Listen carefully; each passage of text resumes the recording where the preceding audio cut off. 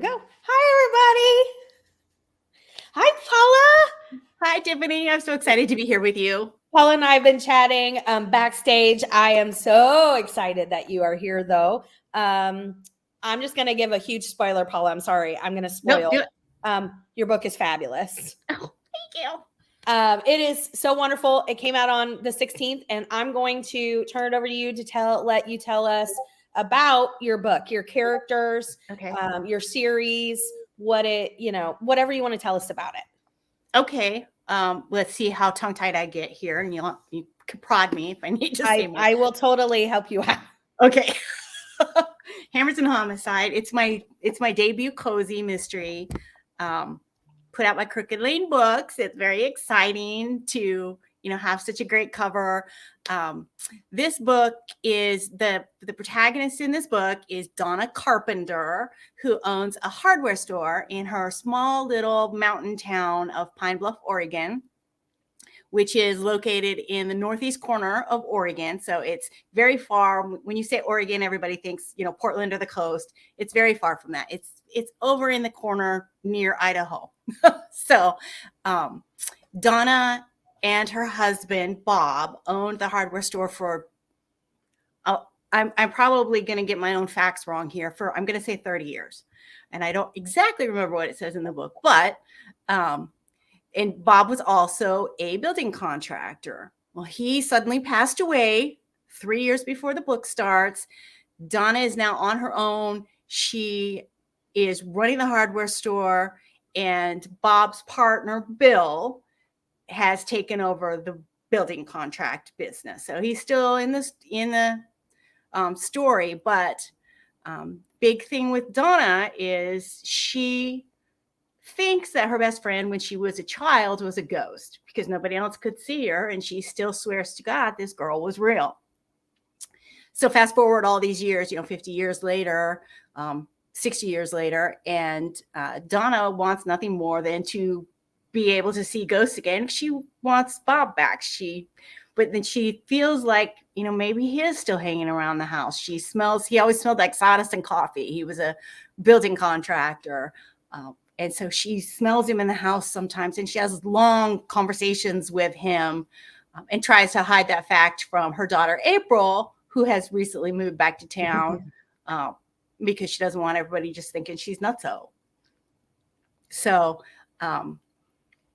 the premise of the book is there's a land developer in town, fancy land developer, and he is trying to buy, or he's in the middle of purchasing the historic Emory Theater, and the townsfolk wish that he wouldn't. That they wanted it, but didn't happen. He's buying it, and he's made a lot of enemies already in town until Donna finds him dead in the bathroom of her hardware store.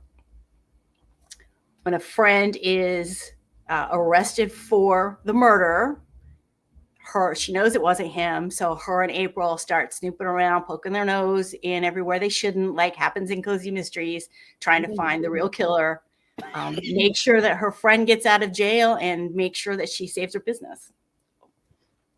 See, that was perfect. Was it?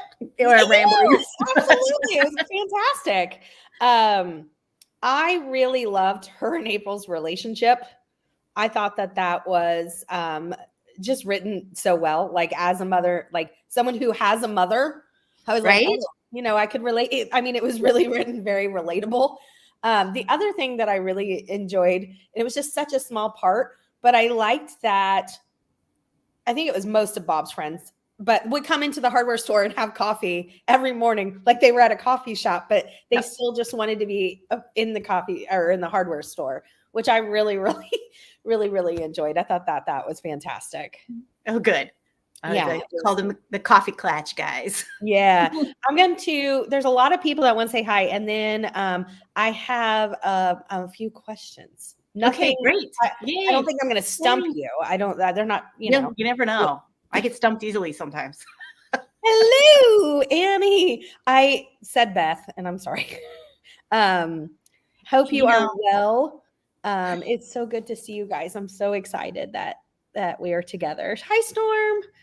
Storm has a fantastic, she also reads a lot of cozy. She has a fantastic child. Hey, Cajun. Hello, Stacy. She says hello. That's- So excited. That's my sister. Is that a zebra? Probably. She's crazy. It's probably a painted zebra. That is amazing. That is awesome. Andrew says, oh, Andrew, hi. hello. Andrew says, hi, Paula. Happy debut. Thank you. Melissa says, hello. Hi, Melissa. It's very interesting and very good. And I y'all know that I'm lightly paranormal. So just that itty bitty part, but it plays some, she said, she smells the sawdust. She talks to him throughout the book. And then you really start to almost feel his presence. And there might be at some point, when you really feel his presence more. And I was like, that was such just a sprinkling. I loved it so much. Oh, good. Okay. I loved it so much. Hey, Karen. Karen says hello. Hello, Tangible Reads. Regina. Hi, Regina. And then Stacy, her sister says, I am crazy. It's true. So it runs in the family. As all families. So as you were talking about your book, I wanted to know, which parts do you feel like are real to you? Like, are any of the characters written off of people in your life? Even the victim, wink, wink, you don't have to tell me, but I'm just saying if you want to later. No, I'm kidding.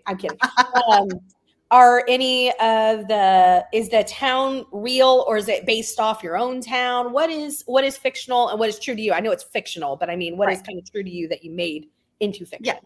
Yeah. So I'm going to start with how I even started, why I even sat down to write this book. So, I've always been an avid reader, our entire family. And this is a small part of my whole full wall bookshelf that my husband built me. I'm so sorry if you hear that. Our mower guy just arrived. Of course he did. Saturday at 5 p.m. It's 5 p.m. here. I'm so sorry. Of course he did. They don't get a pick. He just comes once a week whenever he comes. So, okay, continue. It's okay. So anyway, I always, in the back of my mind, my entire life, and I've said it out loud several times, because I used to have a blog, and every once in a while someone would say to me, your writing's really great, you should try writing a book. And I always said, oh my gosh, that would be my dream, I would love to, but there's no way I have enough words in my skull to do that. Can't happen. Anyway, so fast forward again all these years to, gosh, I think it's been 5 years ago. I should have looked this up to be certain. I took a class at the Clark County Genealogical Society. It was a workshop. Cool. It was a 4-week workshop. Just once a week we went on writing family stories, but the whole basis, it was when KDP was called Create Space, right before they sold to KDP. And the whole point of the whole workshop was having enough of a story written to be able to publish a little book at the end of it. And show us how to use what was then Create Space. And you had to have, I want to say it was like 26 pages was like the minimum. Wow. So it was kind of a high pressure class. It's like first class. We don't really know what we're getting into. We sit down and the instructor is like, okay, we have 5 minutes and you're going to give me a title of your book. And you had to write it on this piece of paper and hold it up. And then he put it up on the board. And it was like, what am I going to write about? Right. That's a lot of pressure, it feels like. It was a lot of pressure. Yeah. So anyway, so after that workshop, and I ended up having my little book done and printed, I thought, maybe I can write a book. I'm going to try. And cozy mysteries were always my palate cleanser. I read wildly in every genre. And so say I'd read something kind of heavy, historical fiction or whatever, and then I'd need a palate cleanser. So I would grab for a cozy mystery. So it just kind of made sense to try that. So that's what I did. I sat down to try it. And because I had that family story thing on my mind, my grandmother in my small little town in northeastern Oregon, where I grew up, my little hometown, my grandmother owned and operated the hardware store. Your grandma did? My grandma. That is so cool. Was a building contractor. Oh, that's so cool. So Donna was initially based off my grandmother. That's where the first thought came from. So the book plot started with my grandma and then my hometown because it made sense. That's where it was. Yeah. So I spent many days, years trailing along with my grandma in the hardware store, and she'd always put us to work dusting or counting nails. She always claimed, it was inventory, and I'm sure it was to get us out from under her feet, go count the nails. That's a job that like keeps you busy for a while. Yes, a long while. So Donna, as I started to write, Donna started out as my grandmother, but she quickly became her own person, and she shares very little traits with my grandma, except for maybe the not being able to cook so well. That came from straight from grandma. So even Donna's house is the house my mother grew up in, and my when I think of my childhood with my grandparents, it's in that house that is Donna's house. So yes, some of my characters come from real people. The victim, no, he's not anybody I knew. I was a escrow officer, with real estate for in Wyoming and in Oregon for a handful of years. So he wasn't too far of a stretch to, put people together and make him. Yeah. That's funny. So I know you said that you read kind of the gamut of, everything, but you do read a lot of cozy mysteries. Do you yourself, and now you write them, and I will ask you, because you have another series that's going to be, we'll talk about that in a little bit, but do you yourself think that you would make a good sleuth? It depends on the day. Some days I'm sharper than others. Yeah. And how much coffee I've had, maybe. I think well, so. that, that really does. It's so funny because I always thought I was very detail oriented, but nice. I always thought I was very detail oriented. But like, I never figured them out. Like there could be a blinking light that's like, I'm your killer. And I'm like, oh, I'm over here. Like, I think it's this person. So I'm like, okay, maybe I'm not. And I'm also a scaredy cat. Like I really feel like I would be like, okay, I'm going to be under the table and I'm just going to let, some. Yeah. Me and you both. I'm hiding under the table with you, and we watch a lot of murder shows in this house too. And read a lot of cozies plus just traditional mysteries. Right. And, a lot of times I will figure it out about 3/4 of the way through. But a lot of times I don't either. But if I figure it out before that, I feel like I'm disappointed. I don't want to figure it out too soon. I thought of this because one, I have a story from Ashlyn from you and Annie, who is another debut author coming out in the spring, who I'm so excited about her book. But I have to ask first, do you tend to think that because you write mysteries and read mysteries that you see everything, I don't want to say in a negative light, but towards like there being like a crime involved? I have a reason I'm asking. And I don't mean that sinisterly or negatively, but when, so Paula and Annie and I were palling around at Ashland, which Ellie Alexander put together the Ashland Mystery Festival. Highly recommend that y'all check that out. There's going to be another one this year. You got to go. It really made you feel like a cozy mystery come to life.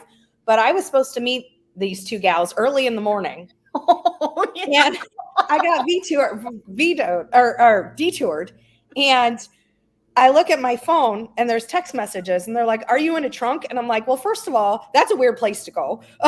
And second of all, if I was in trunk, I don't think I'm answering you. It was just so funny that like we immediately jumped. And I'm like, that's how I feel like I jump to sometimes. So like, and not like in a sinister way. It's like, am I reading too many cozies? Because I just like thought because, this person's acting weird in the laundromat that they stuffed somebody in the dryer. Probably not, but my head went there.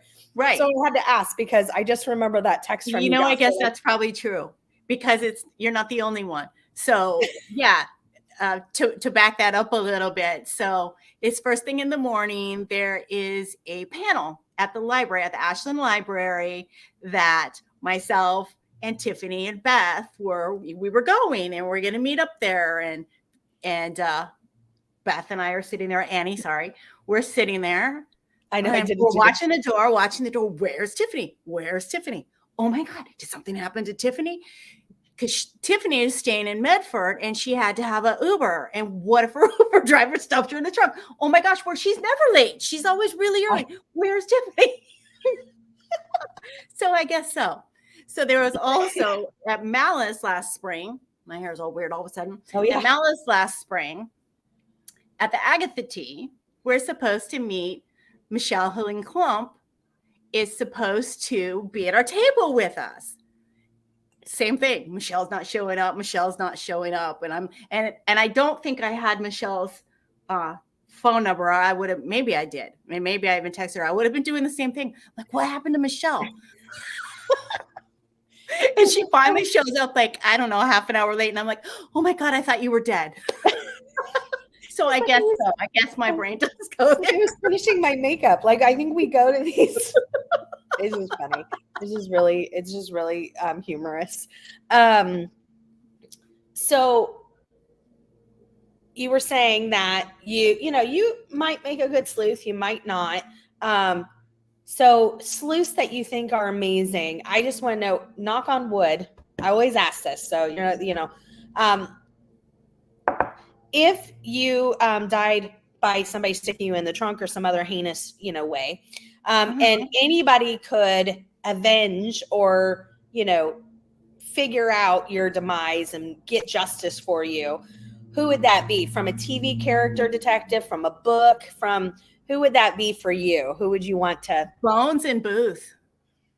Interesting. I haven't watched a lot of those, but I've seen some episodes of it. Yeah. Interesting. Yeah. I've watched every episode. Have you? Yeah. From when it was being aired every week on Thursday. Everybody better be quiet while I'm watching Bones. Oh, that's funny. Bones and Booth. Nice.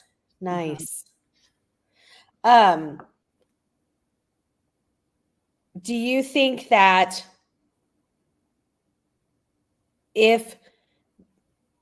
I'm trying to think of how to word that. Do you think Donna and relates to Bones and Booth in any of the way that she detects things? Do you think that because that's who your favorite people are, that you put some of their ways of detecting in her character? Or did that even really interesting? Because I don't think so. Not at all. Yeah. Hey, Donna, at this point, and maybe, as the series goes along, maybe she'll grow in her sleuthing abilities. But I think at this point, I mean, she's poking around and she's prodding around, but she's kind of just stumbling onto things where Bones and Booth are just so methodical. Yeah. So No. Here's another question. I just want you to be prepared, Paula. So this is just me helping you. Like, okay. I feel like I'm doing you a favor here. If Hallmark called, yes, you need to be prepared. So this is it. And said, hey, we want to turn Hometown Hardware series into a movie. Who would you want to play Donna or April? I feel like you need an answer. So that's why I'm asking, because I'm sure that when they offer you a movie deal, they also want your input on who the characters would be. Right? Of course they do. But of course just for fun. So did you put anybody in your head in mind? I have a murder board. In my office with people. I do. Yes. It's like I'm sitting there typing and I can always look up and look at my murder board and get more into character. However, I am terrible with the names of actors and actresses. Like I know who, Reese Witherspoon is, and a few, but other than that, I'm terrible. If most people say, oh, so-and-so was in, I'm like, who's that? I've always been terrible. And I have to admit that on my murder board, sometimes I find pictures on Facebook or whatever of real people. And I print them and I put them on the board, and they're usually not people I know, but so it's not people that I can share because they're real people. So That's I That's don't know. even more funny. I sometimes ask like, hey, if the police ever, went to your house, would they be like, oh, this woman, like between her, mystery or her searches on her Google. Yeah. And then Paula's got like a murder board of real people. They're like, And it's happened. So nobody has really said anything, but my office is also where the electric panel for the house is. And our house was built in 1940. And a couple of years ago, we had to have the whole electric panel replaced. And so there was electricians in there, and it never occurred to me my murder board was in there. And I'm sure people are like, oh, let's get this done and get out of here. is it like labeled? Oh yeah. I have because it's fairly big, like a corkboard. And so whatever book I'm working on, there's my main characters with their pictures and stuff. And then there's the victim and a picture of the victim. And then there's the suspects. There's not like, bloody pictures or anything, but yeah. Oh my gosh. Can you imagine the worker? They're like, just get it done and get it done right. Get out of here. Creepy. Don't even make eye contact. Just exit left. Exit. No. Mayday. That is hysterical. I did not expect.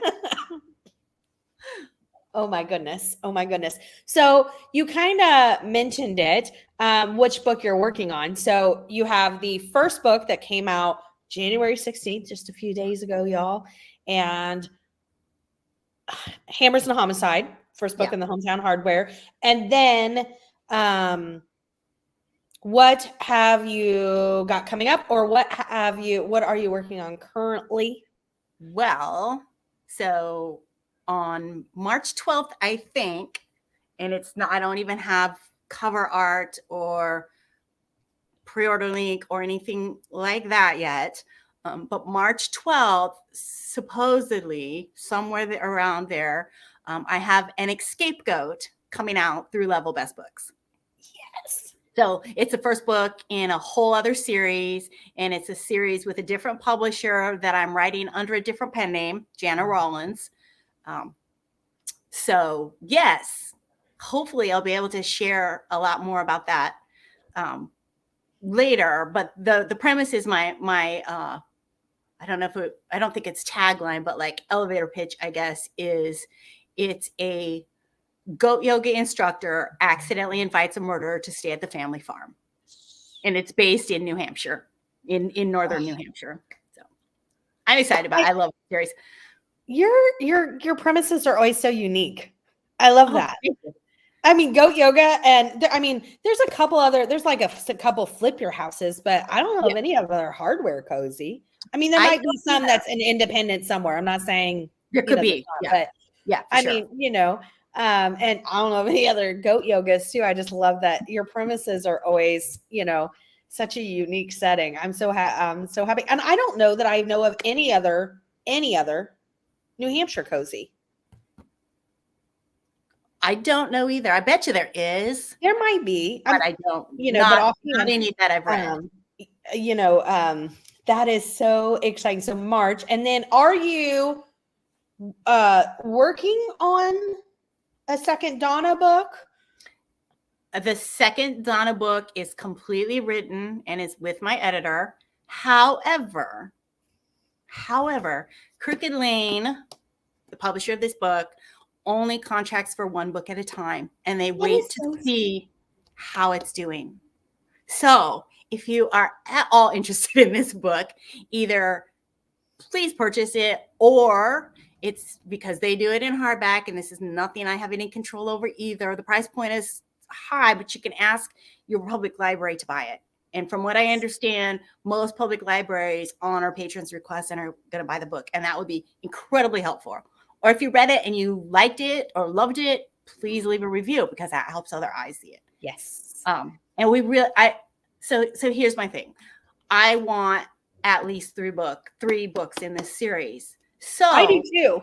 Even if, and my fingers are crossed, I want Crooked Lane to publish them. So I'm doing everything I can to try to make that happen. However, if the sales aren't good enough and they say no, I have other plans. Excellent. We're going to have book 2 and 3. I just don't know how they're going to happen. But book 2 is written. That's excellent. So no matter how I get my books, I have more than one library. Don't ask any questions. Let's just state my I'm just saying. No questions asked. Okay. I always call all of them and ask them to order books of like new cozies coming out, because I want cozies to, continue. And I feel like that's how we can support them. I mean, somebody's going to want to request it. It's not like I'm like requesting it and not going to, no one's going to check it out. Like people are going to get the book. So, but I always call and ask. So, and request. So that is super exciting.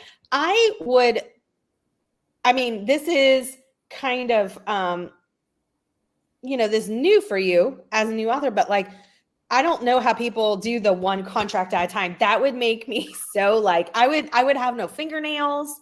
Yeah. That is, like I said, the saving grace with it is because like a series where they contract more books, like my goat yoga series, it's called the Zen Goat Mystery Series. I'm contracted for 3 books, and in my contract there's like if that series ended at 3 books and I wanted to continue to write more, I'd have to try to get my rights back from them in order to do that. With Crooked Lane, because they only do 1 at a time, all it says in my contract that way is if they choose not to publish another book, then after I can't publish anything else in the serise for a year. After that, I'm good to go. So I have a back because you could write something else in the meantime, and yeah. I want to get caught up in comments because some people are saying some exciting stuff. Hey Lou, she says hello, late to the party. Hey Cynthia, she says hello everyone. I like the sound of a murder board. What's wrong with me? I don't think it's all of us, right? And so I'm saying that's why I asked the question earlier. I'm like, do we all think in terms of murder? Because we've just read, Yeah. I am trying to write my first cozy, and I have to use the murder board idea. Cynthia, that's amazing. Cynthia, I highly recommend it because, like I said, and put it somewhere where you can see it as you're writing. Because I'm writing away and I get stuck, or I'm just like, okay, how would this character say this, or what would she do right now? And I can look up and make eye contact with her and she can tell me. Sometimes it takes a few minutes, you got to listen, but they're right there. There you go. And so kind of off topic, just so you know, though, for interested people who are writers themselves, want to be writers, Annie, who's in the chat, and Paula, they did Ellie Alexander's writing class, and both have contracts. I'm just saying, like, yep. I just want to, Mystery Master Class, I believe it's called. Yeah, master writing class or something. And Courtney from Cortagonist took the class as well, and she is Andrew, who's here. Oh, nice. Hi, Andrew. So I don't have a sponsorship from Ellie. I'm just saying that it sounds like. And I mean, Ellie Alexander knows how to write a book because, she's fantastic. So, and I'll go a step farther with that, not to take us off topic. No, well, it's not. It's on topic.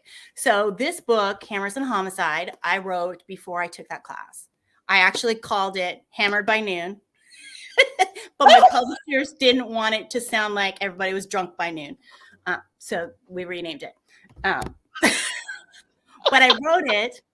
And I started querying it, and right away I was getting requests to read the full manuscript from agents, yet then they would reject it. And after 28 rejections, I'm like, okay, my query letter is obviously working, but something's wrong with my manuscript. So I stopped querying it. And I was at Ellie Alexander's very first book launch party when she was writing as Kate Dyer Seeley. So I've always read her books, and I had eyeballed her class, but I just hadn't done it. And so I decided, okay, I'm going to take her class.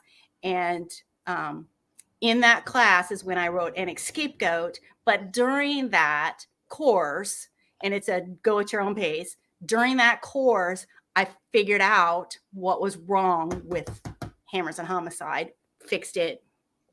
Here we are. So isn't that amazing? I highly recommend it.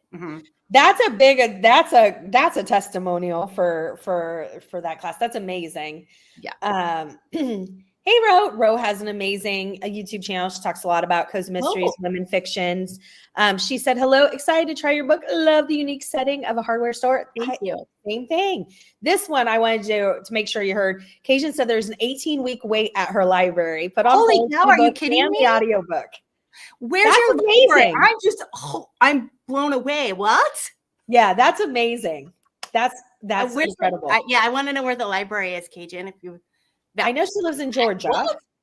But I'm not sure where. I'm sorry if you hear my bubby pitter patter and he just went on a walk. Hi, baby. That's okay. We like to hear Bubba or Bubby.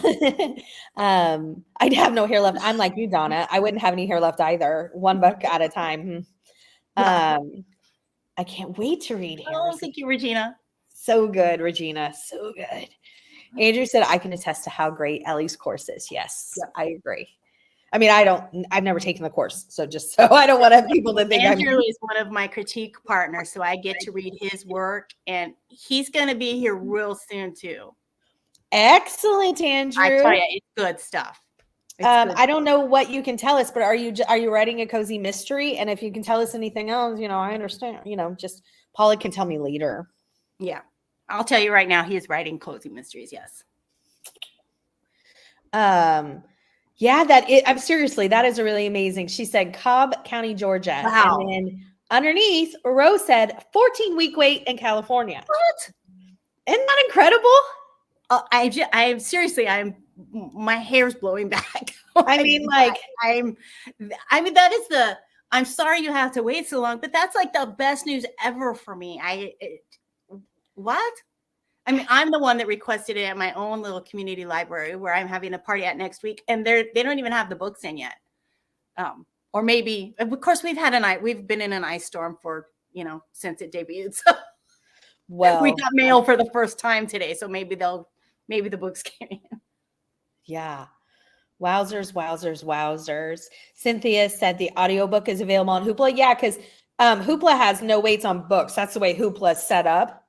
So if they own the book, I don't know how they do it because Libby, has waits, but for whatever reason, however Hoopla works, if they own a book, there's no wait whatsoever. Oh. I don't know what they do to, make that happen, but have all kinds of licenses or something.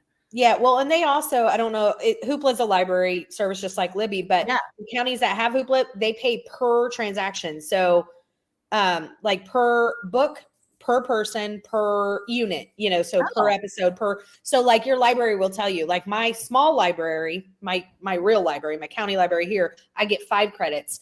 At one of my other libraries, don't ask any questions. Well, actually that one I bought, so I can say I get 20 a month. So they're a big library service. So they have more money for the patrons. So it depends, but then there's no waits. So. Oh, wow. And I want to say to you that, so the narrator, let me make sure I try to say her name right. Petria Boucard is amazing. I am not an audiobook listener because my little brain just wanders away. She's so good. That's awesome. She did a fabulous job with it. That's so cool. Oh, one of my libraries have it. One is 20-week wait and the other is 10. But again, on Hoopla, it doesn't matter. It's always available. 20-week wait and a 10-week wait. Paula, did you cover art? It is so eye-catching. I think, let me look. Who did your cover art? I read it wrong. Who did your cover art? I read it right. Cynthia. It is the publisher has it done, but I want to just say it said here. Jerry Ray, R-A-E, J-E-R-I, Ray, R-A-E is It really is awesome. It's a great cover. Well, and the fun thing is too, because the author doesn't get a lot of say in the cover, but they sent me a sheet to fill out in the beginning with, kind of my ideas and to give them examples of other covers that I liked. And I attached some pictures from 1970s of my grandparents' hardware store. And not only and this isn't a spoiler alert, but Donna, there's always a nemesis in every cozy mystery. And Donna's nemesis is Darlene Lovelace, who owns the boutique that's next door. It's a Western clothing boutique. She sells high-end makeup. And in my real life small town, my grandparents' hardware store looked a lot like this, and the boutique was right next door. Did they share a bathroom? Yes. Oh, wow. Yeah. Well, Yeah. If people part are is share a one of the bathroom, very so awesome. the two businesses had a bathroom in between that both shared. If you're like, what is she talking about? Yeah. And I just went, wow. Just a really short little hallway with a tiny little bathroom in it. That's And so then there funny. was a door from the hardware store that locked, and a door from the boutique next door that locked. That they would, leave unlocked during the day so people could use the bathroom. Nice. And when I worked at when I labored for free counting nails at my grandpa's hardware store, and the boutique and the boutique that was there when I was a young teen, was called the Village Warehouse or something like that. Where spelled WEAR, like clothes. And the woman that owned it was not anything like Darlene. She was super nice. But I would sneak over through the hallway doors to go over into and, stare at all the clothes that I wanted. Oh, that's so funny.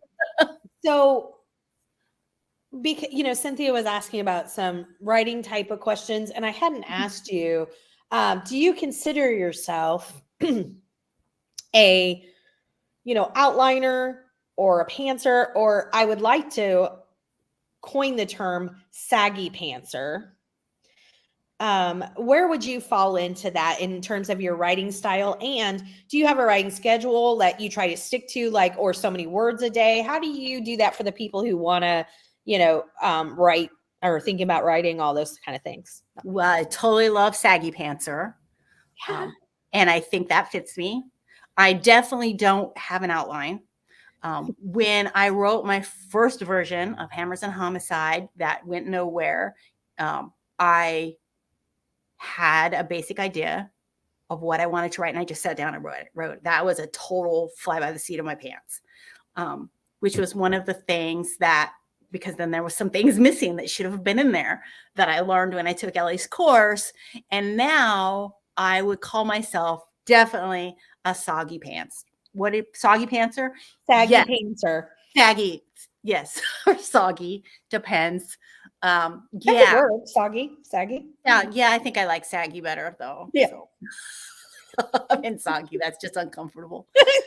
So yeah, I tend to, now I know, of course, who my main characters are, but I know my suspects. I know who my victim is, and I think I know who my killer is. Now, when I wrote this one, my killer surprised me. The guy that I thought it was didn't even make the final cut of the book at all. Wow. Yeah. Interesting. I can always at least have a guess on what people are going to say to that question, because I've read so many cozies, and the ones that I enjoy the most are always saggy pantsers. And I think it's because although they have some sort of outline, they don't feel the need to tunnel vision to stay through it. So it doesn't feel forced. It feels very, like, oh, my killer came, I thought the killer was here, and then we went, whereas I'm not saying I don't enjoy and like plenty of people who outline rigorously, but I just feel like when they stay in that pattern, sometimes it could feel forced and like, okay, maybe this person would have worked better, but they had it from the start that it was going to be, and there's no, so I always know, because those tend to, I feel the most natural, and the books I enjoy the most. So, that, I'm not real surprised. I also want to know, because I don't know per how it goes per, different publisher, like Crooked Lane only does one at a time. Mm-hmm. How involved were you did you get to name your book? Did they question that? Did you give them a list and they pick it? all of those kind of things, and your cover. I know you said who did the cover art, but I know you sent them some pictures, you said, and then they picked. How did all that work for you on your contract? So like I said, the cover or the title they did not like. In fact, before they would even offer on the book, I had to change the title. Oh, I thought you changed it. I'm sorry, before you sent it in after the first time. No, I'm sorry. I apologize. Nope. It was, like I said, it was called Hammered by Noon. And me and my agent both loved it, thought it was funny. It's very punny, right? It is. But so when my editor at Crooked Lane was reviewing the book and really liked it, she had some changes that she wanted to be made. And I'll go into those a little bit. But the title was one big one. She didn't even want to take it to acquisitions, because what happens is there's an acquiring editor, and they're the ones that an agent will submit the books to. And they're like, oh yeah, I want to read this, or I don't want to read it. And then, but she wanted to read it and she really liked it. And she wanted some changes. And then the editor, if they want the book, has to take it to acquisitions and convince acquisitions to purchase or to make an offer. So she didn't even want Hammered by Noon to be taken to acquisitions. I had to change it. So I changed it to Hammers and Homicide. And then after they purchased it, after we were in contract, they had me send them a list of 10 alternative titles. And I know 10. A lot. They went back and forth, and they ended up settling on what was my working title. So I liked Hammered by Noon. I think that's very funny. I also like Hammers and Homicide though. And I feel like it ended up being, because I like alliterations. Yes. So like the H and H kind of work for me. Like it flow. I think it feel it, so, but Hammered by Noon, that's funny. I enjoy that. Rose said some Hoopla libraries do have a wait list, and some only have instant borrows. Oh, okay. Interesting. I am a backlist cozy mystery reader, but very excited to read your book. So I'm making an exception. Oh, that is an exception, because Rose does not like to read. Like she said, she's a backlist reader, but she also, to add to that, she normally doesn't like to read a series until they have at least 3 out in it, because she doesn't want to get attached to something. So that's a big she is not the first person I've heard say that, which is one of my big things, that there's going to be at least 3 books in a series, besides the fact that I'm not done telling Donna's story. Donna's not done solving murders. So some way, somehow, we don't know how it's going to happen yet. Anne said, I just purchased your book and cannot wait to read it. We were in Ellie Alexander's writing group together, and I'm so excited for you. You are an inspiration to me. Thank you, Anne. That's so sweet. Stacy said, in the water, she's talking about in the hardware store, grandma's store. This is your sister, right? Yes. And the water was freezing cold in the bathroom. I don't recall that part. I'll have to use that at some point. I don't know if the bathroom will play another part in the mysteries, though. Oh my gosh. Soggy Pantser, it depends. Unintentional pun there. Exactly. I see what you did, Cation. I see what you did. That was good. We'll be listening to the audiobook next through Hoopla. Excellent. I'm so excited about the audio. I know that, I need the physical copies sales, because that's what they'll do the contract off. But I'm so excited for people to listen to the audio, because she's so good. There's no credit given towards audiobooks, towards like sales? Yes, for sure. But I don't, and I could be wrong here because I'm new to this, but I think the getting the next contract is only physical. Wow. I could totally be wrong. I don't know why I think that. If anybody knows, let me know. Okay. I have that in my head for some reason. I don't know. And my agent sadly passed away in November suddenly. I'm agentless right now, because I just don't feel like going out and getting another agent right now. So I don't have somebody that I can ask like that some of these questions that I don't know. And she was so wonderful, and I was just shocked. I still am. I still like, I'm just gonna ask Dawn, and no Dawn to ask. I know. I was thinking about, not to get too, but I was thinking about Malice this year, and there was always the table she sat at, in the lobby. And I was like, oh my gosh, it's going to be, yeah, Mhm. I was flabbergasted. I was shocked. Anyways, do you decide whether you get audio, like the types of formats, how, like, that's just to That's the all, publisher. The publisher, those are called subrights. So the contract is for the physical book, in this case anyway, and the others are called subrights, and they go out and make deals for those subrights. So, and well, digital I think is probably in there, but audio for sure is a subright. As will be the movie when Hallmark buys it. And has to pick their own actors because I don't. You know, it's so interesting because before I started the channel and started talking to authors, like I've always been a lifelong reader. In my mind, somebody just sat down, wrote a book, and they're like, here's, and it was poof. But you know what I mean? I'm not saying it wasn't hard work. That's not even what I mean by writing it, but I didn't realize all the other, like, okay, first you got to find a literary agent, then they'll find a editor for you. And, you know, or whatever I'm not saying the order is right, probably, but you know what I mean? There's so many steps, and then you might not get to choose your title, and you know, this and that. And I was like, wait, I had no idea. Either. I had no idea. And then just I felt like, you know, finding that agent, it's a hard business. Finding that agent was like seeing a unicorn in the woods. It's just.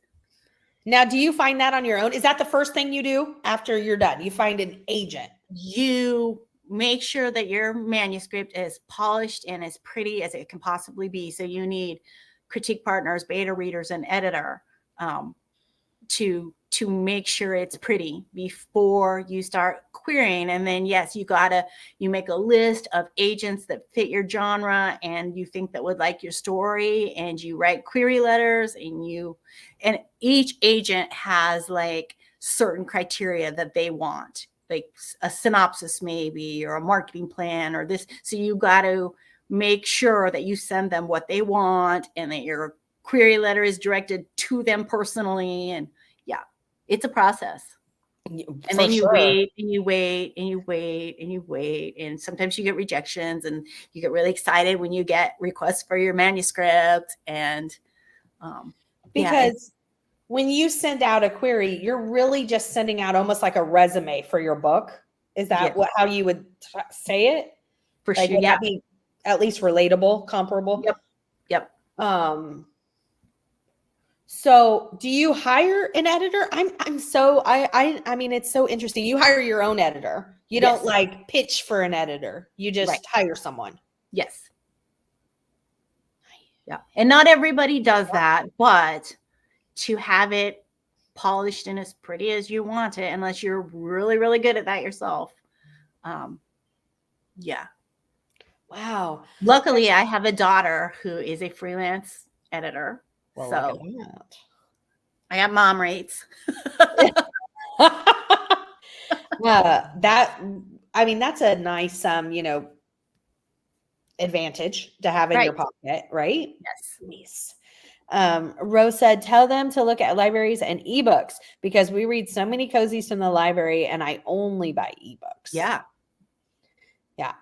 Hopefully, at least I can see audio, but hopefully like at least ebooks are counted towards, because so many people do only use electronic devices to read now. I prefer physical, but I've not read a physical book in years unless I've absolutely had to, because I can't with my vision. And my husband looked the other day at my Kindle. He goes, is that how big you read? And I was like, mind your business. Exactly. But so,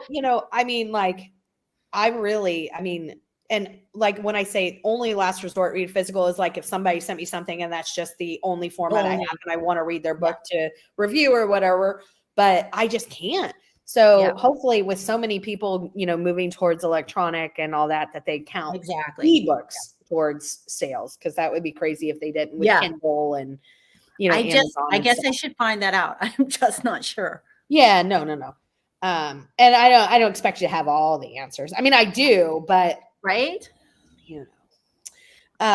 So I know we're coming up at the top of the hour, and I don't want to keep you longer. So I want to know what you have coming up, because I know you have more places you're going to be visiting and talking about your book, and then where they can find you, medias type of things.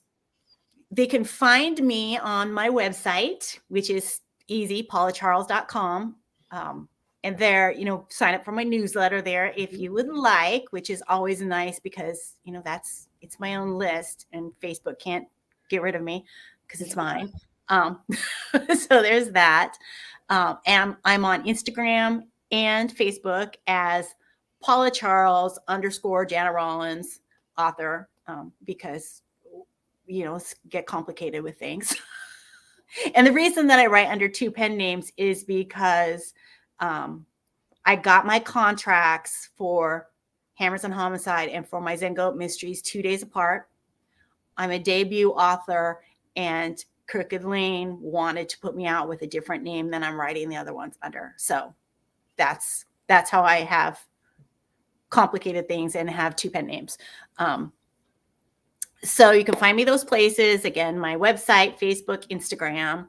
I am doing a couple of in-person events. I was supposed to have a launch party on Tuesday, but that ice storm that I mentioned happened. I'm sorry, on Thursday, and it had to be canceled.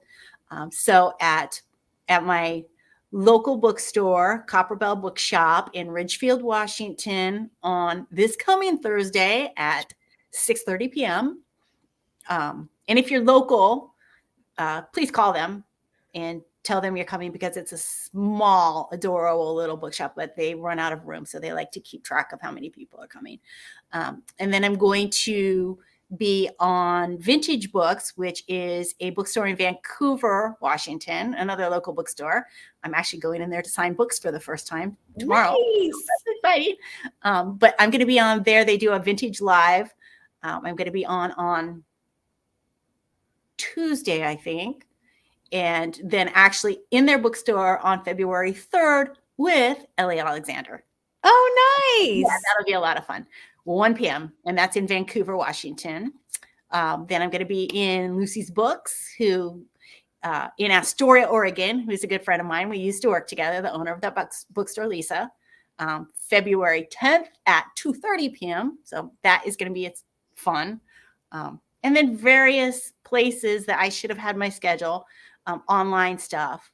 So just if you go to one of the places and follow me, you'll be able to see it because I'm posting about the events.